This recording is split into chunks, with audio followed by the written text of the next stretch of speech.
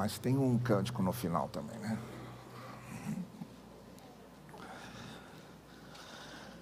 Muito bem, estamos aqui comendo o pão juntos, bebendo juntos do cálice, que é uma coisa que os cristãos fazem já há 2000 anos, desde que Jesus se sentou com seus discípulos na véspera da sua morte, na noite em que foi entregue, em que os soldados vieram prendê-lo. Ele sentou-se com seus discípulos, partiu o pão com eles, bebeu do vinho que eles bebiam à mesa, e num determinado momento ali, daquela refeição conjunta, daquele momento de comunhão, ele disse: olha, todas as vezes a partir de agora que vocês partirem o pão juntos, vocês vão olhar para o pão e vão lembrar que o meu corpo foi entregue por vocês. E aí eles se lembraram de discursos que Jesus havia feito, como, por exemplo, Jesus disse: eu sou o pão, quem comer do pão que eu trouxe vai ter a vida eterna. Então, quando Jesus partiu o pão com eles se lembraram com certeza dessas palavras. Depois Jesus pegou o cálice de vinho e disse para eles: olha, estão vendo aqui? Isso aqui, todas as vezes que vocês beberem juntos, forem celebrar juntos a comunhão de vocês, quando estiverem bebendo desse cálice, lembrem-se do que vai acontecer comigo, do meu sangue derramado, que não vai ser derramado em vão, está sendo derramado por causa de vocês, para a pureza de vocês, para a redenção de vocês, para a salvação de vocês. E quando vocês se reunirem todas as vezes, e partirem o pão, e compartilharem desse cálice, lembrem-se que tudo isso começou porque eu dei meu corpo, e porque eu dei meu sangue, eu dei minha vida por vocês. Então é um momento sempre muito precioso para a gente, porque é um momento em que esse pão e esse cálice lembram para a gente como é que tudo isso começou. Começou com Jesus dando sua vida. E depois o apóstolo João, escrevendo a sua primeira carta, ele vai dizer: olha, eu sei que a gente celebra o fato de Jesus ter dado sua vida, mas não deve parar aí. Vamos dar a nossa. Assim como Jesus deu a vida dele, vamos dar a nossa. Ele não veio dar a vida por nós. Vamos colocar a nossa vida à disposição dele. Vamos viver como ele quis que nós vivêssemos. Vamos amar como ele quis que nós amássemos. Vamos ter a comunhão que ele começou aqui com os discípulos, e que isso se estenda onde ele tiver discípulos. Naquele tempo, nem se pensava que as igrejas iam ter templos, né? Tinha o templo de Jerusalém, que foi destruído, nunca mais foi erguido. Até os dias de hoje nunca mais foi erguido. Você tinha os templos pagãos, que eram os templos das religiões pagãs, e os cristãos se reuniam em casa, se reuniam nos lugares onde eles podiam. Depois, quando o cristianismo foi oficializado no século IV, no ano 330, com Constantino, aí Constantino mandou confiscar todos os templos pagãos e transformou tudo em templos cristãos. E aí os cristãos começaram a se reunir em templos. Mas quando Jesus falou para eles, não havia essa preocupação. Ele disse: onde vocês se encontrarem, quantos vocês forem, se tem 3, 4 ali, quiserem pegar o pão, participar da ceia. Ontem, eu sei que eles estão assistindo, ontem o Adriano perguntou: vocês vão ter ceia lá? Eu falei: vamos, a gente quer participar. Então pode, separa o pão aí, separa o cálice de vocês, é só partirem junto com a gente aí em casa onde vocês estão em comunhão com a gente. Então Jesus disse isso: o importante é a comunhão, mas o importante é que quando vocês fizerem isso, lembrem-se que vocês não estão só comemorando o fato de Jesus ter se entregado a vocês, vocês estão também celebrando a oportunidade que vocês têm de também dar a vida, de também amarem, de também se entregarem, de também prolongarem a missão de Jesus. Então, antes de nós partirmos o pão juntos e bebermos juntos do cálice, eu queria voltar a uma referência de refeição de Jesus em comum com os seus discípulos, quando Jesus, no capítulo 24 de Lucas, se encontrou com os discípulos que desciam para Emaús, voltando de Jerusalém, depois daquele final de semana conturbado, de todas aquelas notícias que estavam pululando entre as pessoas. O texto diz: quando estava à mesa com eles, tomou o pão, deu graças, partiu, deu a eles, então os olhos deles foram abertos e o reconheceram. Não reconheceram Jesus na estrada, não reconheceram Jesus porque ele apareceu debaixo de uma luz ofuscante, não reconheceram Jesus porque ele estivesse com um exército de anjos do lado, não reconheceram Jesus por causa da sua glória, nem reconheceram Jesus por causa da sua fama. Reconheceram Jesus quando ele partiu o pão com eles, no momento da comunhão. O momento em que a gente mais reconhece Jesus é no momento da comunhão. O momento em que a gente mais vê Jesus é quando temos comunhão um com o outro. O momento em que Jesus mais se revela a nós é quando há comunhão na igreja. É quando há comunhão entre os cristãos. É no partir do pão, é quando a gente partilha, é quando a gente reparte, é quando a gente compartilha, é quando a gente se solidariza, é quando a gente se junta para ajudar, é quando a gente chora junto, é quando a gente ouve o choro do outro, é quando a gente ri junto, é quando a gente ouve a alegria do outro. Nesses momentos da comunhão é que a gente reconhece mais Jesus. É quando ele é mais reconhecido. É na face do irmão que eu estou amando, que eu estou ajudando, que eu estou perdoando. E é na minha face, quando ele se aproxima de mim, e temos a nossa comunhão em Cristo. Ele vê Cristo na minha face, eu vejo Cristo na face dele, porque é na comunhão que nós nos reconhecemos e reconhecemos Jesus. O que é que tinha acontecido ali? Jesus estava praticamente celebrando lá a ceia de novo com esses dois discípulos que vinham, ele partiu o pão com eles, com certeza também bebeu vinho com eles, com certeza falou ali naquele momento de tudo que ele precisava falar com eles, foi o momento da comunhão deles, foi o momento da ceia deles. Mas o que tinha acontecido antes, para aquele momento gostoso ser desfrutado, para Jesus partir o pão com eles e naquele momento da refeição, juntos na mesa, poderem partilhar daquela bênção de reconhecer Jesus, de reconhecer o que ele tinha feito, de reconhecer quem ele era, e de reconhecer principalmente o que ele representava para a vida deles. O que estava acontecendo ali em volta, no entorno. Lá no caminho, antes de chegarem em Emaús, e antes de entrarem para a casa daqueles discípulos e de se sentarem à mesa, o que aconteceu foi que Jesus falou para eles das Escrituras, falou de Moisés, da lei, da Torá, que são os 5 primeiros livros da Bíblia hebraica, ou do que chamamos o Antigo Testamento. Falou dos profetas, todos aqueles profetas que a gente lê também, que faz parte da Bíblia hebraica, que faz parte do Antigo Testamento.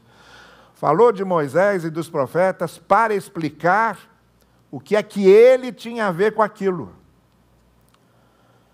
O que constava a respeito dele em todas as Escrituras. Então, antes de nos sentarmos à mesa, reconhecermos Jesus na face do outro, na comunhão com o outro, o que nos prepara para isso é termos essa consciência de que quando a gente estuda a palavra, quando a gente estuda a Bíblia, o que nos interessa ali é o que tem a ver com Jesus. Jesus é o personagem principal das Escrituras e qualquer acesso e abordagem que teremos e temos às Escrituras é para reconhecermos onde Jesus está ali, o que aquilo tem a ver com o que Jesus nos ensina. As Escrituras estão em torno do que Jesus ensina. São as palavras de Jesus que vão sempre falar mais alto. O que ele falou aos discípulos é: leiam Moisés, mas sempre entendendo o que eu ensinei, vendo o que aquilo tem a ver comigo. Leiam os profetas, mas sempre entendendo o que eu ensinei e o que aquilo tem a ver comigo. Porque ele é o grande foco central das Escrituras. Então, quando a gente vê alguma coisa no Antigo Testamento que não tem a ver com Jesus, aquilo não serve para a gente. Está lá, colocado como registro histórico, mas não serve para a gente. Vou dar um exemplo, que o próprio Jesus se referiu a isso. Como foi que a terra de Canaã foi conquistada pelos hebreus? Com muita guerra, com muitas armas, com muito sangue, muito derramamento de sangue, muita morte. Eles entravam naquelas cidades, matavam não só os homens, mas matavam todas as mulheres, as crianças e as mulheres grávidas. A ordem era: não deixe ninguém vivo. E foi assim que Canaã foi conquistada. Muito sangue, muita morte, muita espada, muito sofrimento, muita dor. Só que eu não posso pegar isso e querer justificar violência, pena de morte, dizendo: Josué fez isso em nome de Deus. Por que eu não posso? Eu não posso justificar guerras com isso. Eu não posso justificar dizendo: guerra é da vontade de Deus, porque Josué conquistou Canaã com guerra. Porque aí, quando eu chego em Jesus e ouço o que Jesus está dizendo, o que eu ouço Jesus dizer no início do Sermão do Monte é: bem-aventurados os mansos, porque eles herdarão a terra. O que Jesus está fazendo é reinterpretando o que aconteceu com Josué, relendo o que aconteceu com Josué e dizendo claramente: aquela terra foi conquistada com morte, com sangue, com violência. Mas essa outra terra que eu estou falando, a terra do reino, a terra da comunhão com Deus, a terra dos céus, não é conquistada com nada disso. É conquistada com a mansidão, é conquistada com a tolerância, é conquistada com a ternura, é conquistada com a doçura. Não são as armas da morte agora que conquistam essa terra, são as armas do amor, da mansidão, da misericórdia. Então Jesus reinterpreta Moisés, relê Moisés e muda toda a compreensão que se tinha a respeito de lá. E diz: leiam agora à luz do que eu estou ensinando. É isso que Jesus fez com esses dois discípulos. Ele diz: olha, eu estou em tudo aquilo. Só que vocês têm que ler aquilo à luz do que eu estou ensinando. Não vale o que não combina comigo. Lá não vale mais o que não combina com o que eu estou dizendo para vocês. Porque lá na lei está escrito: olho por olho, dente por dente. É o seguinte: se vinga, não leve desaforo para casa, pague na mesma moeda. Que é o que acontece com muitas famílias lá no interior do Nordeste, aquelas famílias inimigas. Um morre numa família, o outro morre na outra, depois o outro morre aqui, o outro morre ali, que é uma loucura que acaba com a família toda. Aí Jesus diz: a lei de Moisés diz isso. Eu sei que a lei de Moisés diz isso, só que não tem nada a ver comigo aqui. Não tem nada a ver com o que eu estou ensinando a vocês. O que é que eu estou ensinando a vocês? Que em vez de vocês pagarem olho por olho, dente por dente, vocês deem a outra face, vocês andem a segunda milha.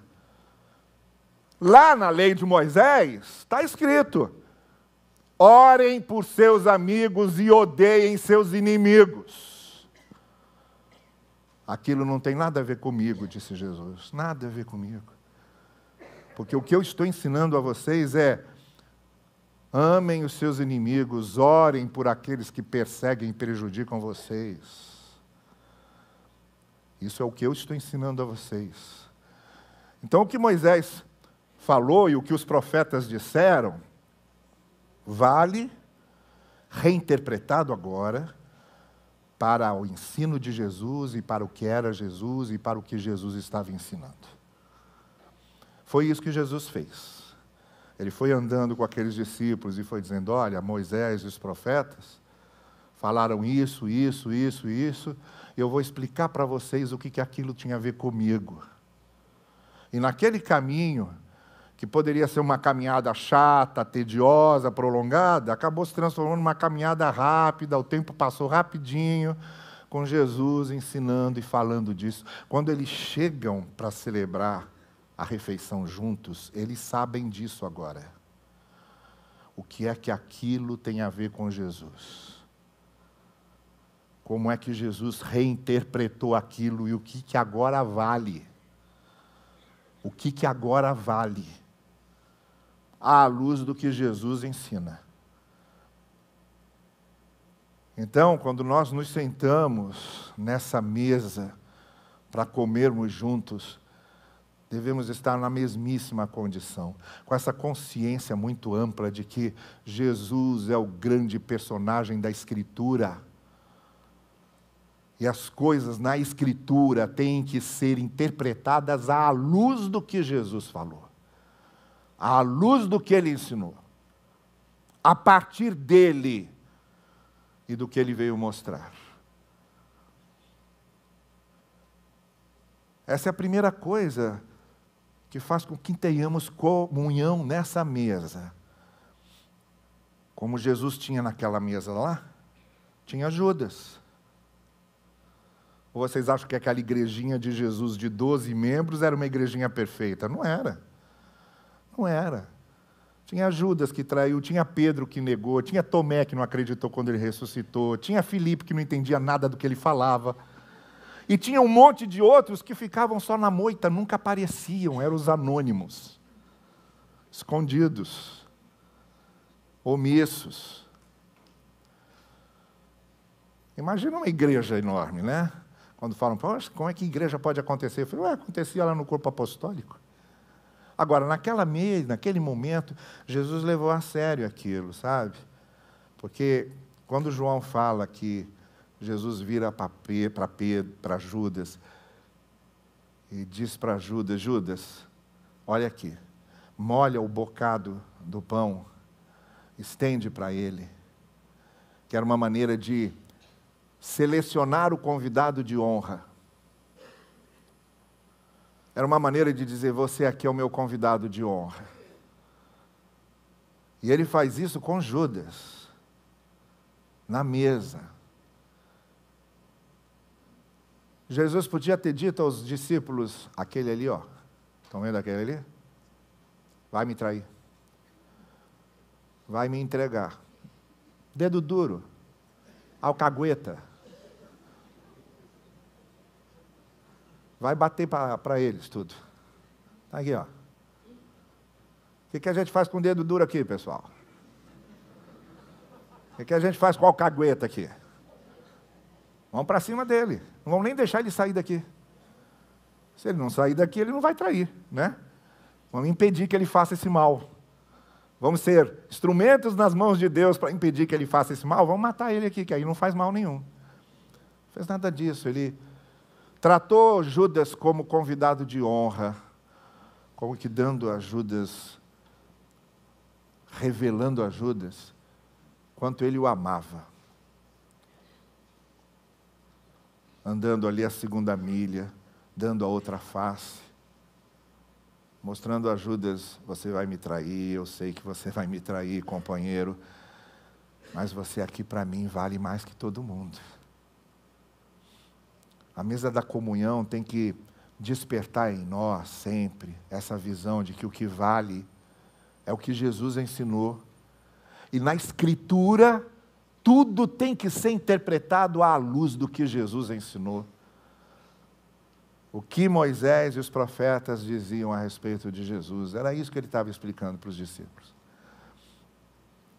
A segunda coisa que aconteceu foi que aí a noite começou a baixar, começou a anoitecer, eles já tinham entrado em Emaús, e aí eles dizem para Jesus, Entra com a gente aqui, fica com a gente. Já está ficando de noite. As sombras noturnas já chegaram. Nossa, já está ficando de noite, é muito paulistano o negócio, né? Já está ficando a noite. As sombras da noite já chegaram. Fica com a gente. Vai ser bom receber você. E então ele entra. Ele fica. Que é o que a gente também tem que ter muito na nossa consciência, na nossa experiência como igreja, como discípulos de Jesus. Quando a gente senta em volta da mesa para termos a refeição juntos, a gente tem essa experiência de sabermos, Jesus vem com a gente. Jesus entra com a gente. Jesus fica com a gente. Nós somos o alvo de Jesus. Nós somos o público-alvo de Jesus. Nós somos o motivo pelo qual Jesus veio. Nós somos a razão pela qual Ele veio. Nós somos, então Ele vem para ficar conosco. A nossa experiência de fé é com Ele. É Ele conosco. A nossa experiência de fé não é uma instituição, não é um credo, não é uma denominação, não é uma confissão doutrinária. É com Ele, é com Jesus. Fica com a gente. E Ele ficou, porque Ele veio para isso. Ele veio para ficar com a gente, Ele veio por nossa causa. Você fica aflito, cheio de culpas. Jesus veio por sua causa, Ele veio para solucionar seu problema. Ele veio para aproximar você de Deus, Ele veio para perdoar seu pecado, Ele veio para recomeçar vida nova com você. Ele veio para fazer você compreender as Escrituras, Ele veio para fazer você ser uma bênção para outras pessoas. Ele veio para apaziguar seu coração. Você é o alvo de Jesus.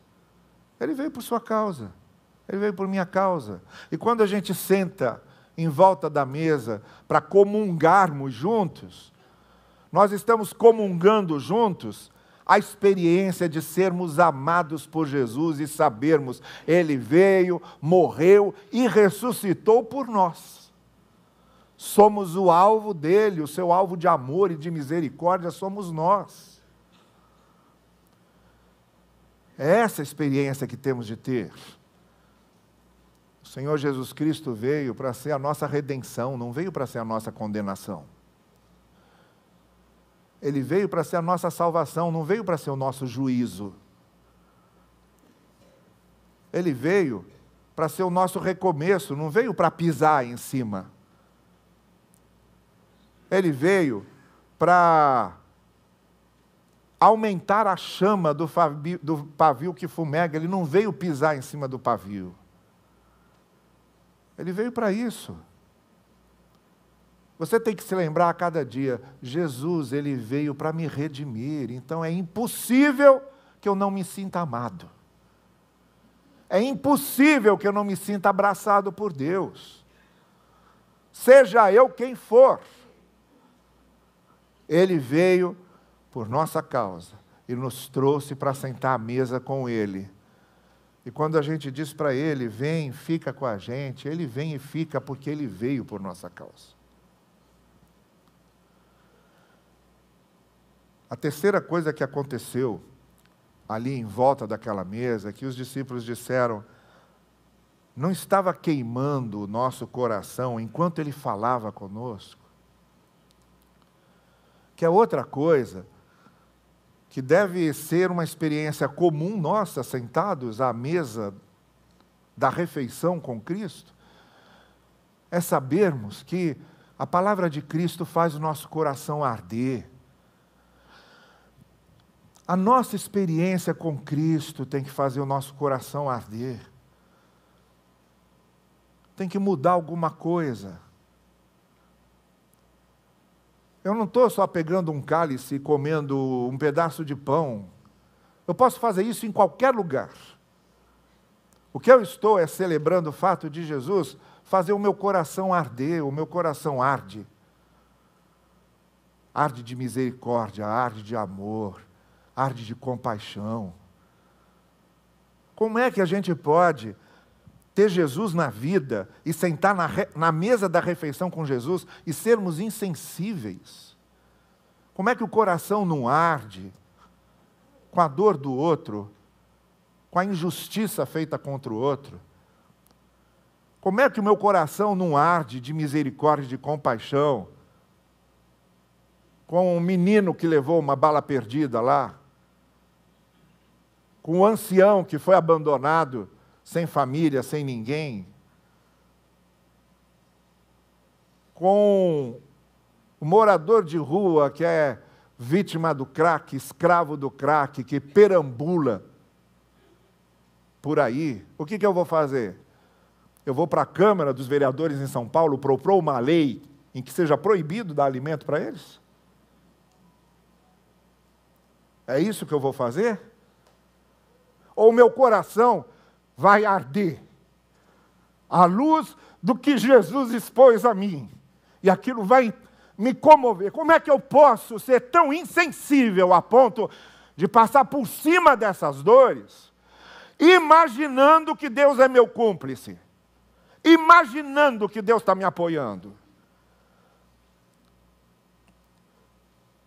E aí, eles disseram: nossa, o nosso coração ardia, pegava fogo, de amor, de misericórdia, de graça, de compaixão, para fazer a mesma coisa que ele fez, para ir em busca do outro, para amar o outro.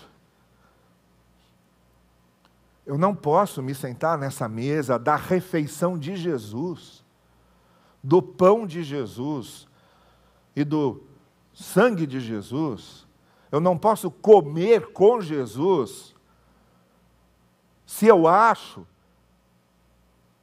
que a pessoa está passando ali é porque mereceu, não fez nada, não é nada, porque não correu atrás, porque não se esforçou, e me escondo atrás desses discursos. Ou se eu tenho um irmão em Cristo que está passando um momento difícil e eu sei que ele está colhendo as consequências do que ele escolheu e do que ele fez, e vou simplesmente dizer: armou a cama, agora deita. Que coração sensibilizado por Jesus é esse? Que coração em chamas é esse? O que eu tenho às vezes a impressão é que, em vez de fazer o nosso coração queimar, em nome de Deus, os corações têm se transformado numa pedra de gelo. Tem cristalizado, tem congelado. E a insensibilidade que a gente fica diante dessas coisas todas. Eu não tenho como me sentar à mesa da refeição de Cristo se eu não tenho o mesmo coração dele.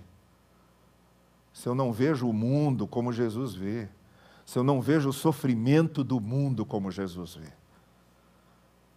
Nosso coração queimava. E tem que queimar. O coração tem que arder. Não pode ser uma pedra de gelo. Não pode ser insensível. Eu não posso olhar para os desabrigados do Rio Grande do Sul e dizer: porque lá tem muita macumba, muito espiritismo, é por isso que Deus fez isso lá. Esse coração de gelo, esse coração empedernido, como é que esse coração de gelo senta na mesa em que os corações estão queimando por causa da misericórdia e da compaixão de Jesus? E por fim, o que estava acontecendo ao redor daquela mesa? Eles então saíram de lá, voltaram a Jerusalém, se encontraram com os discípulos, e os discípulos disseram: parece que ele está aparecendo a algumas pessoas. Aí eles disseram: apareceu para a gente. A gente sentou na mesa com ele, fizemos refeição com ele, e a gente veio contar para vocês aqui que é verdade, ele ressuscitou e está vivo. A nossa missão como igreja, a nossa missão como aqueles que se sentam ao redor da mesa de Jesus, é dizer para as pessoas: olha, Jesus está aí, Ele ama, Ele tem compaixão, Ele ressuscitou. E eu estou aqui para mostrar o quanto Ele ama. Eu estou aqui para mostrar o quanto Ele tem misericórdia. Eu estou aqui para mostrar o quanto Ele é compassivo. O quanto Ele perdoa. Porque é verdade, sim. Eu sentei à mesa com Ele. Ele comeu comigo. Esse é o nosso testemunho. Eu sentei à mesa com Jesus, Ele me perdoou, Ele teve misericórdia de mim, Ele teve compaixão de mim. Como é que eu não vou ter de você? Como é que eu não vou ter de você? Então não é tão simples a gente sentar ao redor dessa mesa. Porque não é um rito. A gente aqui não está cumprindo um rito. Nós estamos nos sentando ao redor da mesa da refeição de Cristo.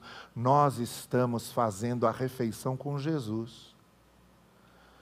Então a gente tem que entender